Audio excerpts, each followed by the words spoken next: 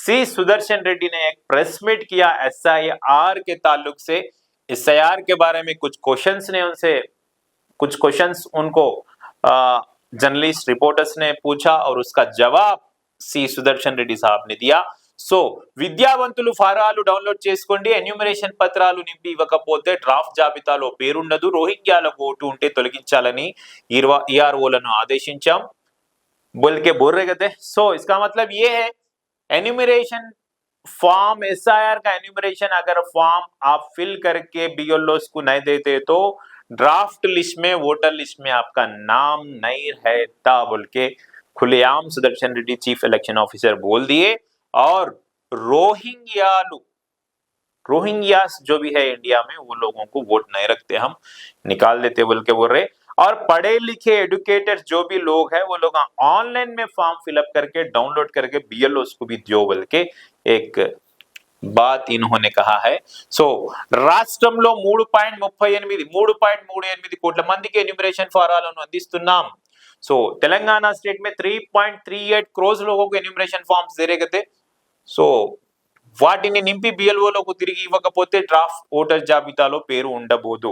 So इन लोगों को fill करके अगर वोटर लिस्ट एन्यूमरेशन फॉर्म्स अगर बीएलओस को नहीं दिए तो ड्राफ्ट लिस्ट में आपका नाम नहीं आता बोल के कल जुमे के दिन meet the press Somajiguda press meet में प्रेस क्लब में एक प्रेस मीट में सुदर्शन रेड्डी साहब बोले। तो इसमें थोड़े क्वेश्चंस राइज करे जर्नलिस्ट, उसका जवाब इन्हों दिए।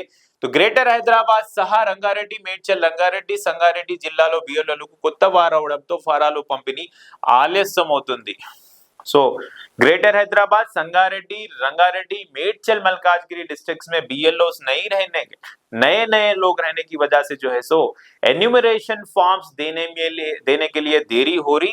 तो परसेंटेज के हिसाब से देखा गया तो हैदराबाद डिस्ट्रिक्ट में अभी तक सिर्फ और सिर्फ 60% एन्यूमरेशन फॉर्म्स ही दिए बोल के officially election commissioner chief election officer बोल रहे। और रंगारेड्डी डिस्ट्रिक्ट में जो है 58% ही दिया और सबसे कम मेडचल, मलकाजगिरी डिस्ट्रिक्ट्स में 48% ही फॉर्म दिए, यानी कि 50% आधे फॉर्म्स भी अभी एन्यूमरेशन फॉर्म्स आधे भी डिस्ट्रीब्यूट नहीं हुए मेडचल, मलकाजगिरी डिस्ट्रिक्ट में। तो इसके सिलसिले में नेक्स्ट भी न्यूज है। तो एक अगर 24 तारीख के अंदर एन्यूमरेशन फॉर्म डिस्ट्रीब्यूट करना और फिर से उसको रिसीव करना अगर 24 तारीख के अंदर खत्म नहीं हुआ तो सेंट्रल इलेक्शन कमीशन को हम लोग ये टाइम जो भी है एक्सटेंड करो बोल के कोशिश करते, पूछते बोल के चीफ इलेक्शन ऑफिसर बोल रहे।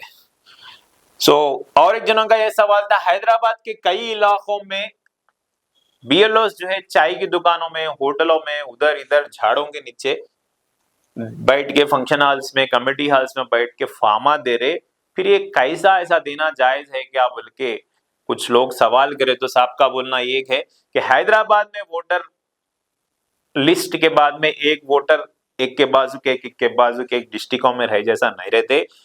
एक वोटर इधर रहा तो 1 मीटर, 100 मीटर दूर, 200 मीटर दूर, 300 मीटर दूर के पास और एक वोटर रहता तो एन्यूमरेशन फॉर्म्स देने में तकलीफ होने के लिए बीएलओ शायद ऐसा बैठ रहे होंगे बोल के। लेकिन बैठना जायज है, जायज नहीं है, बैठ सकते नहीं बैठ सकते ऐसा तो इसका जवाब नहीं आया, लेकिन ऐसा कर रहे शायद बोल के चीफ इलेक्शन कमीशन बोले। तो इसके बाद और एक सवाल था, सर ప్రక్రియలో రోహింగ్యాల పేర్లను తొలగిస్తారా। तो ग्रेटर हैदराबाद में अगर कोई भी रोहिंग्यास है बोल के इंफॉर्मेशन है, अगर रोहिंग्यास कोई भी अगर है तो हकीकत में वो लोग का नाम निकाल देते बोल के बोल रहे।